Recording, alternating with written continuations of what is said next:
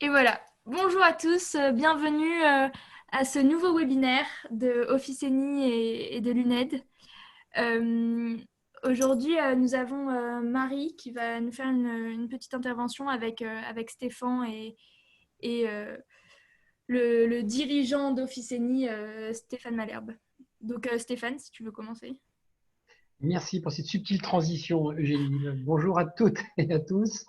Merci à Marie Casasola de nous avoir rejoint, dirigeante de l'agence Design d'Espace, et Stéphane Martinage, qu'on ne présente plus, président de Île-de-France de l'UNED, qui va également se joindre à nous pour ses propos. Je suis très content d'accueillir Marie, qui va dans quelques instants lancer sa thématique. Parce que Marie, elle va vous en parler donc longuement, a une précédente, avant de monter son agence, a travaillé, comment dirais-je, à la conception de plateaux télé, de scénographie, elle va tout nous dire. Et lorsque nous avons échangé sur sa participation, je lui ai dit, écoute, ça me semblerait intéressant qu'on fasse un parallèle entre la scène, la scénographie, l'art de mettre effectivement avec des décors, voilà, des propos et des intentions, de faire un parallèle avec l'environnement de travail. Et nous avons volontairement choisi ce titre un petit peu provocateur, entre guillemets, d'enlever le baby-foot, la scénographie ou le design ou la quête de sens. C'est vrai qu'à travers cet outil emblématique qu'est le baby-foot, pour information, dans la Silicon Valley, ils mesurent la vitalité des startups aux commandes de baby-foot. Donc, à travers effectivement cet emblème un peu emblématique qu'on a vu fleurir dans beaucoup d'environnements de travail, à travers l'ancien métier et le métier actuel, et ils se rejoignent de Marie, on va se poser également la quête de sens du lieu de travail. Je pense que ça a encore une résonance d'autant plus importante dans la période que nous vivons.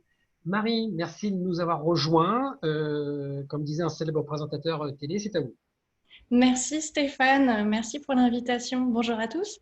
Je suis donc Marie Casasola, je suis designer d'intérieur et scénographe. Et je vais tout d'abord me présenter par rapport à mon cursus, à mon expérience. J'ai fait des études d'architecture d'intérieur, puis un cursus en scénographie aux Beaux-Arts de Lyon et à Montréal. Et suite à mes études, j'ai travaillé durant 4 ans dans une agence de design de plateaux télévisés. Puis j'ai collaboré à la mise en scène de restaurants haut de gamme, où tout un travail de storytelling et de scénographie est à étudier tout au long de ce type de projet. C'est en 2014 que j'ai fondé donc mon entreprise, l'agence Design d'Espace. Et aujourd'hui, je multiplie les projets de rénovation et d'agencement pour le particulier et les professionnels dans le domaine de l'architecture d'intérieur, du design et de la création de mobilier sur mesure. Je suis donc invitée aujourd'hui par Stéphane et je leur remercie beaucoup. Et je vais donc vous parler de scénographie. Alors vous allez me dire, mais qu'est-ce que c'est que la scénographie ? La scénographie, dans le domaine du théâtre, du spectacle, la scénographie est un terme qui désigne l'étude de l'art de la scène par des moyens techniques de mouvements ordonnés et scéniques. En gros, c'est un décor qui peut suivre un mouvement ou qui est en mouvement. Mon travail en tant que scénographe, c'est donc de composer avec des volumes, des objets, des couleurs, des lumières, des textures, et à partir de ce qui est identifiable par le public ou celui que l'on nommera l'usager. Dans le domaine du théâtre, par exemple, la conception d'un espace scénique, c'est rendre libre l'espace par le fait qu'il n'a plus de présentation de l'existant. En gros, une scénographie ne va pas copier directement la réalité, elle va être une valeur métaphorique, plus métaphorique que visuelle. Et c'est pour ça qu'on peut reprendre le concept de scénographie dans le monde du travail. Je veux dire par là qu'aménager un espace de travail, ce n'est pas seulement la mise en place d'un bureau ou d'une table avec un ordinateur sur la table et une chaise confortable. C'est aussi le principe de créer un environnement adéquat, un environnement ergonomique, harmonieux, à l'image d'une entreprise, en prenant en compte l'ensemble des volumes et des usagers. En gros, j'attache une importance à l'expérience globale d'un projet et le concept n'est pas d'imaginer un beau décor, mais de créer un espace de vie en accord avec l'usager. La profession de scénographe s'étend donc aussi au commerce. à l'industrie, dans le cadre d'une vitrine, d'un showroom, ou pour mettre en valeur un produit, un concept de marque, on va travailler le décor et la lumière. On est vraiment dans la scénographie et la mise en valeur de quelque chose, d'un service ou d'un produit. Globalement, concevoir le travail, c'est la mise en valeur de ses services, de ses usagers, ou même de sa cible. Voilà, donc pour établir un concept, il y a tout d'abord l'écriture d'un scénario, qu'on soit dans le théâtre, dans le cinéma ou dans l'aménagement intérieur d'espaces de travail. On va établir un scénario. Donc, avant même d'établir ce scénario, il y a une préparation. Sur le plateau dans le théâtre, ou au théâtre, donc il y a une collaboration très proche entre le chef décorateur et le réalisateur. Elle commence souvent avant même la préparation officielle du film. Il y a une vraie discussion, des échanges, une écoute.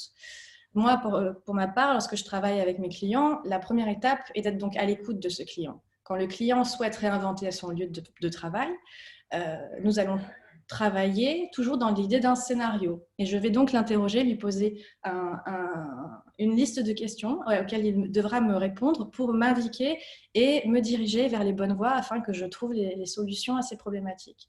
Je vais l'interroger sur d'abord, qui est-il lui? Il va peut-être me raconter l'histoire de son entreprise, son parcours, ses ambitions. Et je suis intéressée aussi de savoir qui sont ses collaborateurs. Il m'exposera les différents profils, qu'il s'agisse des associés, des salariés, des partenaires. Quelle est sa cible de clients? Comment fonctionne-t-il aujourd'hui? Et où prévoit-il de se situer demain? Voilà, quelles sont ses ambitions? Quels sont les projets de l'entreprise? Comment les usagers, eux, utilisent les lieux aujourd'hui? Comment le lieu est perçu par les usagers? Quel est le retour? Quelles sont les contraintes? Quelles sont les attentes? Voilà, toutes ces questions font partie vraiment d'une liste importante de critères qui vont me permettre ensuite d'élaborer un scénario. De mon côté, c'est à moi aussi de répondre à certaines questions. Donc, comment améliorer la circulation, l'environnement de travail, comment améliorer l'esprit d'équipe et rendre les rencontres peut-être plus propices entre personnes d'une même entreprise. Comment améliorer la communication, qu'elle soit interne ou externe. Tous ces aspects rentrent en compte toujours dans mon programme. C'est ainsi qu'un concept est créé et qu'il va nous permettre d'établir la trame de notre projet. Donc voilà, c'est en gros le scénario qui est notre cahier des charges. Pour parler de l'environnement de travail, justement, qui est le sujet, l'environnement de travail, c'est aussi les conditions de travail. Les conditions de travail, qu'est-ce que c'est? Ce sont, d'une manière générale, l'environnement dans lequel les employés vivent sur leur lieu de travail, toute personne étant sur un lieu de travail.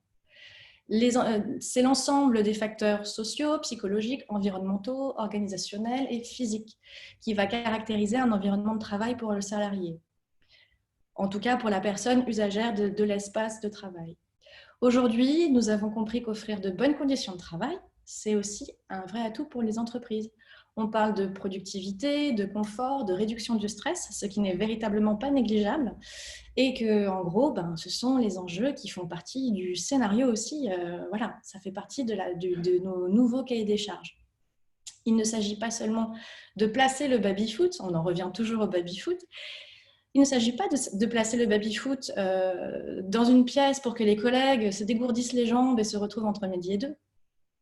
Ça n'est pas la solution unique. Il s'agit d'approfondir à la fois le concept d'échange, qui est très important au sein d'une entreprise, échange entre les usagers, leur proposer différents supports, supports de travail en fonction de leurs besoins, un lieu d'échange différent de la salle de réunion peut-être, pour être peut-être plus propice à des échanges informels, mais pas que. En gros, créer de nouvelles relations au sein d'un institut.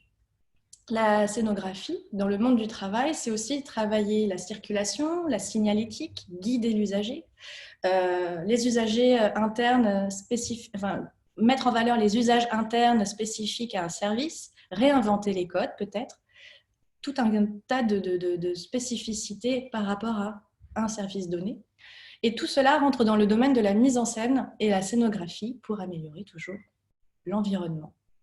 Je réfléchis alors à un environnement qui est aussi le décor, mais pas que, et qui va accueillir le client, mais aussi le salarié. Là, on parle maintenant de décor, l'enveloppe.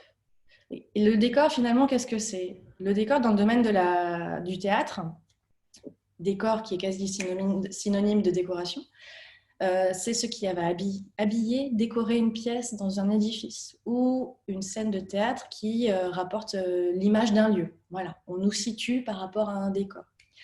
Pour faire simple, le décor au théâtre ou dans un film, il désigne un lieu, un environnement dans lequel se passe l'action. Et ici, nous parlerons de décor dans l'univers du travail. Le décor, c'est à la fois les volumes, le mobilier, peut-être même un style engagé par rapport à votre image de marque, mais c'est avant tout l'identité de l'entreprise et une vraie mise en scène, un terrain de jeu et de démonstration, si l'on le souhaite. Lorsque je travaille sur des projets de bureau, je réfléchis à la fois à celui qui travaille quotidiennement, mais aussi au client et à celui qui vient régulièrement ou exceptionnellement dans les lieux. L'image que l'entreprise reflète auprès de son client est primordiale. Elle se doit d'être pertinente, efficace, remarquable, voire unique, pour vraiment que ce soit percutant chez le visiteur. On peut parler de stratégie de communication. La communication graphique, en fait, elle ne se résume pas uniquement à votre carte de visite ou à votre site internet. L'accroche se fait lorsqu'on rentre chez vous. Le premier pas passé dans vos locaux, on doit savoir chez qui on est. C'est un peu comme dans l'immobilier où quand vous visitez un appartement, vous avez en gros, vous savez en 3 secondes lors du passage de porte si vous allez apprécier ou pas l'environnement. L'entreprise doit être le reflet en fait de votre service et de la philosophie que vous y entretenez. Donc face au public ou face au client, le décor est vraiment le moyen de se démarquer de son concurrent. Le décor, c'est aussi la fonction prise en compte. Ça, c'est important. On ne fait pas une décoration juste pour que ce soit joli, encore une fois.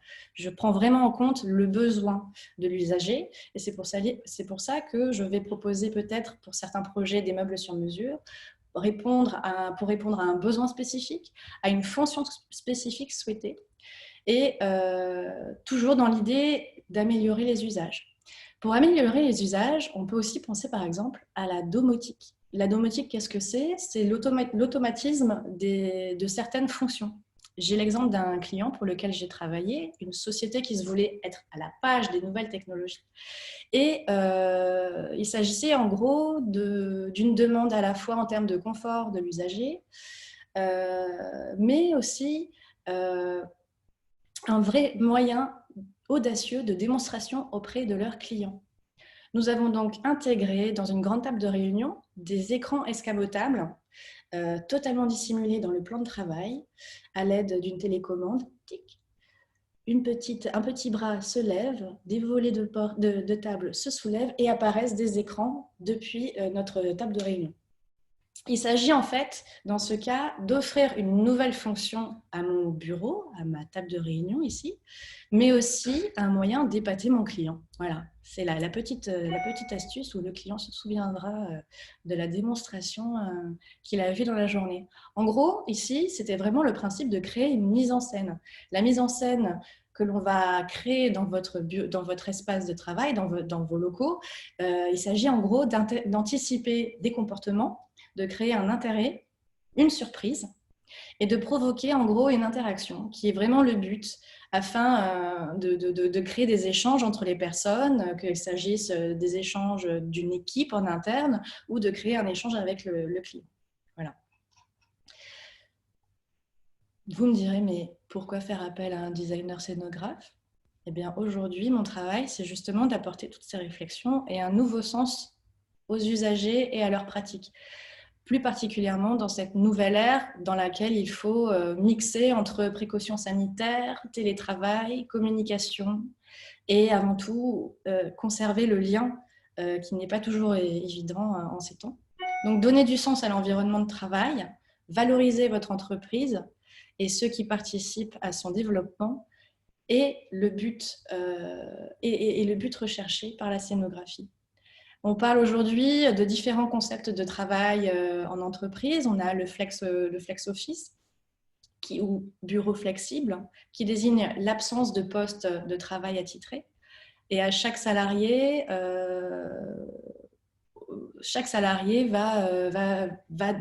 va décider tel jour ou tel jour de se placer à tel bureau ou tel type de bureau. On peut avoir différents types d'assises. Il est dans un espace lounge, il y a différentes réflexions de comment on peut travailler aujourd'hui sans être constamment attelé au même bureau et au même environnement. On cherche à proposer de nouvelles alternances pour justement créer de la flexibilité et un nouveau confort pour chacun des besoins, qu'ils soient personnels ou de groupe. Voilà. Donc, sans aucun doute, l'environnement et l'époque aussi changeante. En ce moment, c'est assez incertain. Ça entraîne peut-être dans un sens une perte de sens. Et on ne sait plus vraiment lire, interpréter ou comprendre son environnement. Et il nous faut justement peut-être revoir les bases pour les consolider, trouver un nouveau schéma de vie au travail. Et là encore, l'environnement scénographique peut nous aider à améliorer cet esprit-là. Voilà, c'était tout ce que j'avais à dire. Oui, une Déjà dernière chose. beaucoup. Merci Marie. Merci Pardon. beaucoup, Marie. Vas-y. J'avais juste besoin de dire aussi qu'en gros, donner du sens à l'environnement de travail, c'est un besoin, c'est une nécessité humaine et un véritable atout de productivité, voire même, quand on a un peu d'audace, c'est une véritable force. Voilà, merci. Merci beaucoup. Alors, il y a déjà quelques questions. Alors, les entreprises ont-elles un nouveau scénario pour s'adapter aux événements? Alors justement, c'est la réflexion actuelle. Les entreprises réfléchissent énormément à comment elles vont garder le lien avec des personnes en télétravail et des personnes sur place. Comment jouer avec ces différentes données qui nous sont encore plus ou moins inconnues, qu'on acquiert au fur et à mesure là, depuis ces 6 derniers mois. Ce sont des choses qui sont en cours d'analyse, de réflexion et qui vont être mises en place. Et comment tu intégrerais un architecte d'intérieur designer dans un projet? Comment le faire travailler intelligemment? Le faire travailler, alors pour que ce soit le plus efficace en fait, c'est dès que on se pose la question de comment je pourrais améliorer, comment je pourrais développer et améliorer mon environnement de travail pour développer mon entreprise. Dès le début de ces questionnements, ça vaut le coup en fait d'interroger, ne serait-ce que pour avoir des conseils en termes de structure et d'ergonomie ou de signalétique ou de communication. C'est intéressant de prendre contact avec un architecte d'intérieur qui va guider justement et peut-être qui va accompagner sur un projet de développement. Alors, il ne s'agit peut-être pas de tout révolutionner, il s'agit peut-être d'une transformation ou d'une évolution. Tout va dépendre en fait de la problématique donnée, mais en tout cas, ça vaut le coup, ne serait-ce que pour avoir des réponses à certaines petites questions, dès le départ, s'adresser à un professionnel de l'agencement pour savoir où aller et ce qu'on peut lui proposer. Alors, pardonne-moi, Eugénie, je vais m'autoriser à prendre la parole quelques instants pour compléter le travail et le propos de Marie. Pour mémoire, je suis Stéphane Martinage, donc le président de l'UNED, donc le syndicat des architectes d'intérieur et designers pour l'Île-de-France. Aujourd'hui, effectivement, notre intervention dans le rétro-planning d'un projet, il est de plus en plus en amont et très très proche des premières réflexions, c'est-à-dire même en étude de faisabilité. C'est-à-dire qu'il y a des grands événements qui motivent notre intervention dans le cadre de la vie de l'entreprise. Le premier, c'est bien entendu lorsqu'on va agrandir ou réduire une surface que l'on occupe déjà. Donc déjà là, le fait d'agrandir ou de réduire une surface, ça suscite des interrogations sur la manière d'appréhender ce sujet. On a aussi une intervention qui est très effective dès qu'on va déplacer. Donc là, on va changer d'environnement de travail géographiquement. On va aller vers plus grand, plus petit ou identique, mais dans un autre secteur d'activité. En fait, voilà, à chaque fois qu'il y a une problématique dans l'entreprise, notre présence très en amont dans la réflexion et dans l'accompagnement va être bénéfique parce qu'il y a des impacts.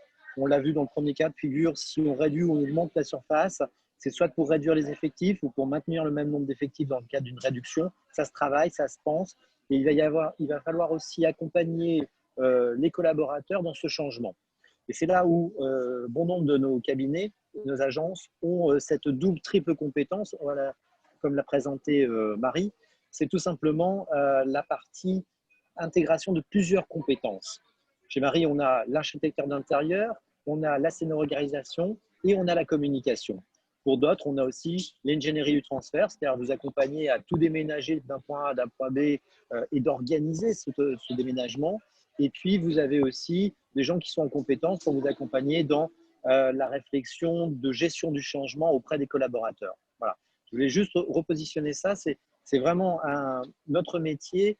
Plus on est présent à vos côtés, vous, maître d'ouvrage, donneur d'ordre avec votre projet, plus on va vous apporter une palette de compétences et surtout des solutions qui seront beaucoup plus pertinentes, beaucoup plus fines et qui vont sortir à la fois de l'ordinaire et qui vont servir aux enjeux. Voilà. Merci beaucoup Stéphane. Marie, on a encore quelques questions. Alors déjà, il y avait aussi, oui, y aura-t-il toujours des mobiliers dans le bureau de demain? Il y aura forcément une chaise pour s'asseoir quelque part, en tout cas. Maintenant, tout va dépendre de comment on conçoit le travail demain. Est-ce qu'on sera toujours, oui, effectivement, sur un bureau ou est-ce qu'on sera… C'est toute une question. Il y aura forcément du mobilier. Il y aura forcément du mobilier.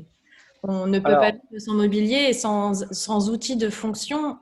L'ordinateur ne fait pas tout. L'écran n'est pas que essentiel. On a toujours besoin aussi d'un confort en termes de posture, en termes de contenu. Donc, le mobilier restera toujours nécessaire, certainement. Alors, là, on peut compléter aussi, encore une fois, le propos de Marie avec l'expertise qu'on a au niveau de l'UNED sur les aménagements d'espaces de travail et d'autres types d'aménagements, d'ailleurs, au passage. On parle beaucoup de sens et j'ai vu passer la vraie question, est-ce qu'on partirait enfin le baby-foot? Alors, baby-foot, effectivement, c'était un peu une manière détournée de faire rentrer de la convivialité, de l'humanité, du bien-être dans l'entreprise et puis de déconnecter la partie travail et la partie plus détendue. Donc, dans ce sens, effectivement, le baby-foot avait sa place. Aujourd'hui, si on veut donner du sens, on a besoin du sens de l'entreprise. On a aussi besoin du sens que vont donner les collaborateurs à leur activité au sein même de l'entreprise. Et on va pouvoir aussi, je pense, et je le disais mardi pour ceux qui étaient déjà là, intégrer d'autres éléments qui donnent du sens. Parce qu'on a besoin d'humaniser nos espaces de travail. Aujourd'hui, quoi qu'on fasse, on a quand même un uniforme de l'aménagement avec des matériaux, des couleurs, des supports de travail, donc le mobilier par exemple, qui sont extrêmement standardisés. Et peut-être ce que nous vivons aujourd'hui va nous remettre en perspective avec des surfaces qui sont différentes, pas forcément moindres, mais on peut l'imaginer, avec des relations humaines différentes au sein de l'entreprise.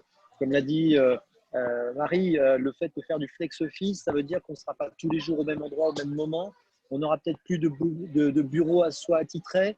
Donc, est-ce que le bureau sera toujours dans la même configuration avec les mêmes exigences? Parce qu'on peut se poser aussi la question de savoir est-ce qu'on va y passer autant de temps? Est-ce qu'on sera vraiment 8 heures ou 7h30 pour ceux qui sont aux 35 heures? Pardonnez-moi pour ce joke, d'être toujours au même endroit avec la même posture. Toutes ces questions, elles sont encore un peu en suspens, mais on voit des tendances qui se dessinent et des attentes. Les attentes fortes, c'est de l'humanisation, c'est-à-dire des rapprochements entre les personnes, puisqu'on commence à s'éloigner physiquement et dans le temps. Et ça, l'environnement de travail va devoir s'adapter à cette nouvelle demande. Voilà, ça j'y crois, enfin, nous le pensons fortement. Merci beaucoup Stéphane. Alors on avait une autre question de Thierry. Le flex office ne remet-il pas en question par définition toute idée de personnalisation du bureau?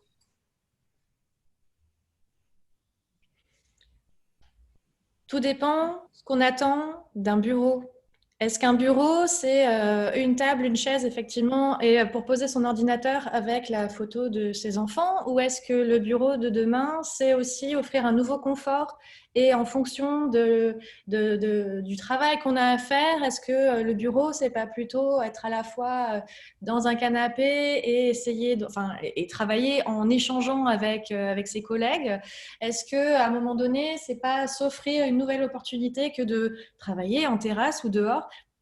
Le flex office, en fait, ouvre un tas de possibilités d'environnement dans un même lieu ou dans plusieurs lieux, justement pour que on n'ait pas cette lassitude et que même en termes de posture et d'ergonomie, il semble important justement d'avoir une variation à offrir à l'usager pour que justement il ne soit pas, enfermé dans une case de personnel assis derrière un bureau et qui ne bouge pas et qui a sa place attitrée. Bon, en fait, c'est revisiter l'usage et comment on peut améliorer le confort au travail. Ça fait partie aussi de ces réflexions.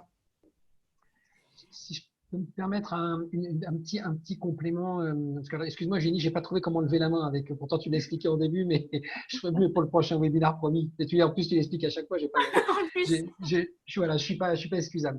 Je trouve la question effectivement de Thierry extrêmement intéressante et elle va également dans la continuité de la question de Xavier sur on enlève quelque chose.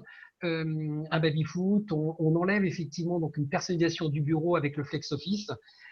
En fait, si vous voulez, je pense que ces changements, alors c'est une simple réflexion, hein, effectivement, s'ils ont lieu et qui ne sont pas, qui déshumanisent à la fois en enlevant un élément ou en enlevant, en permettant une plus grande flexibilité, mais ça ne permet pas de se l'approprier. Effectivement, si on déshumanise et qu'on ne met pas du sens dans ces nouveaux choix qui sont en train de se dessiner, effectivement, je pense qu'on pourrait, on y perdra en convivialité et en humanité. Donc vraiment, la question du sens, elle est intéressante. Et si vous me permettez un dernier petit complément, quand on parle de sens, souvent quand on pose la question à une entreprise ou un salarié, bon, ok, mais que fais-tu? On sait le définir. Ok, ma fonction c'est ça. Par contre, à la deuxième question qui est à quoi est-ce que ça sert? À quoi sers-tu? C'est pas toujours évident effectivement donc de répondre. Donc ça veut dire qu'également les entreprises, à travers toute ces changements qui sont en cours, je pense qu'il est vraiment très important de se poser la question du fond et de la forme.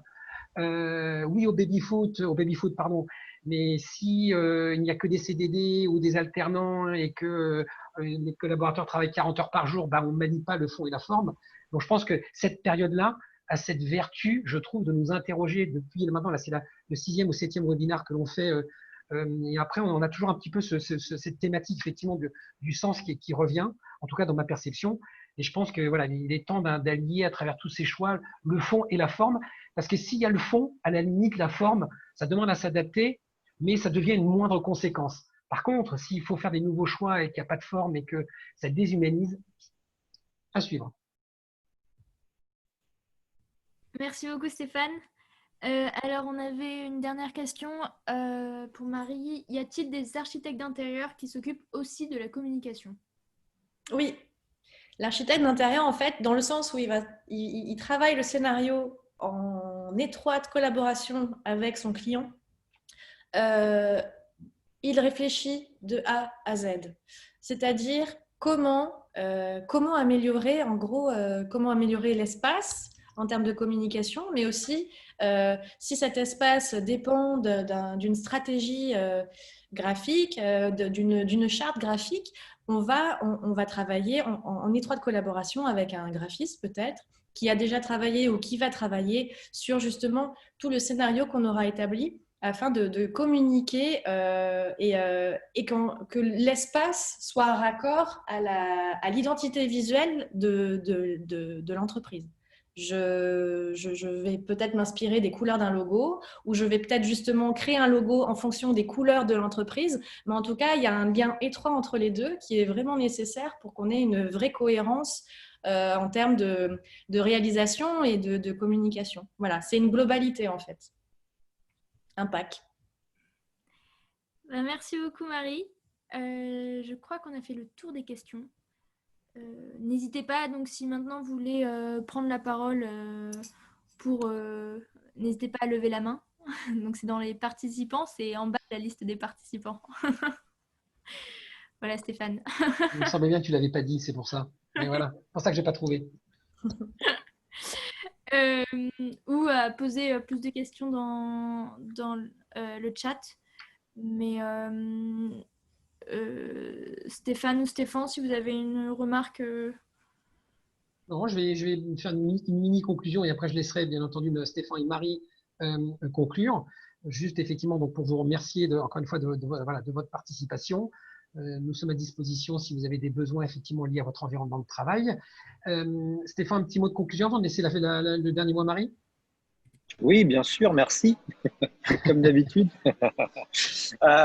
Écoutez, oui, d'abord, merci à vous tous d'être présents et de vous intéresser à notre activité et aux potentielles réponses qu'on peut vous apporter dans le cadre de vos réflexions, de vos projets. Comme vous l'avez vu, notre métier est multiple, complexe, enrichissant. On est à la fois des techniciens, on est à la fois des communicants, on a une partie artistique.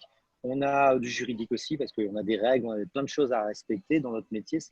Il faut le penser, il faut l'imaginer, il faut le créer, mais il faut le faire, il faut le mettre en œuvre. Donc c'est toute cette panoplie de compétences que l'architecte d'intérieur au sein de l'UNED doit avoir pour être validé et qualifié, puisque nous avons une qualification professionnelle au sein de notre syndicat qui reconnaît en fait les compétences de chacun.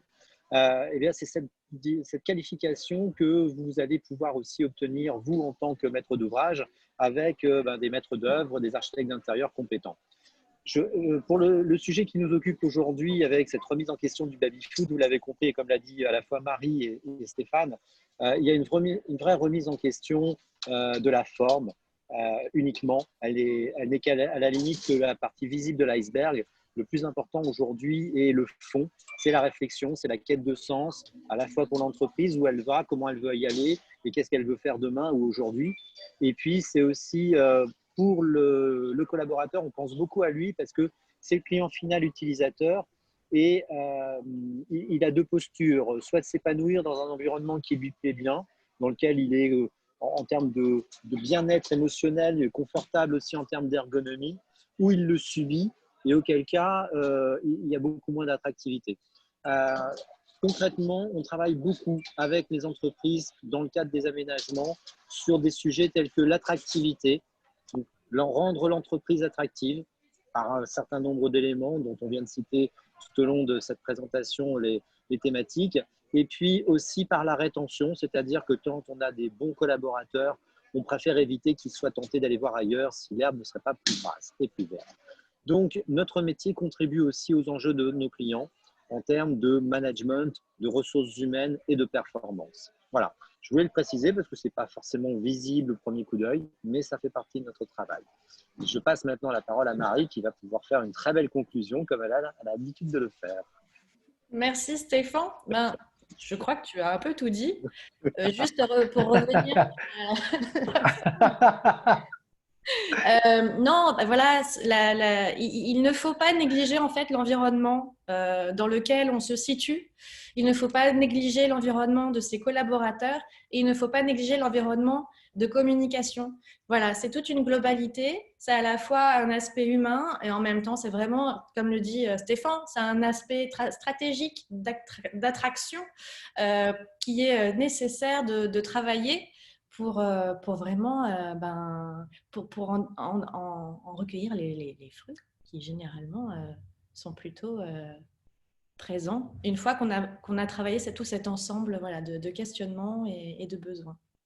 Je tenais du coup à vous remercier à tous d'avoir participé à cette super conférence. Merci à Stéphane Malherbe pour ton invitation. Voilà, j'espère que ça vous a plu. Merci à toutes et à tous. Merci Eugénie une fois de plus pour avoir organisé de main de maître tous ces événements et je salue son travail et sa ténacité. À très bientôt pour de nouvelles aventures. Les 2 derniers webinaires de ce cycle exceptionnel qui aura duré presque 4 semaines auront lieu mardi et jeudi prochain. Voilà, en attendant. Non, pas jeudi prochain, il y aura ce sera le mardi d'après. C'est sur les 2 mardis. 2 mardis. Voilà, donc merci. Voilà, dans les 2 mardis. Donc il reste encore 2 épisodes. Donc écoutez, en espérant vous y retrouver, passez une belle journée et puis à très bientôt pour de nouvelles aventures. Merci beaucoup. Merci à tous. Merci. Alors, À bientôt. Au revoir. Je vous mets le lien d'inscription dans le chat. Et vous avez aussi le lien pour retrouver nos vidéos YouTube, des webinaires que nous avons organisés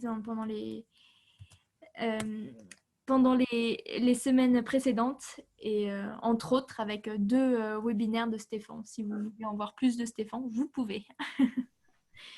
Merci à tous. Merci encore. Merci à vous. À bientôt. Merci.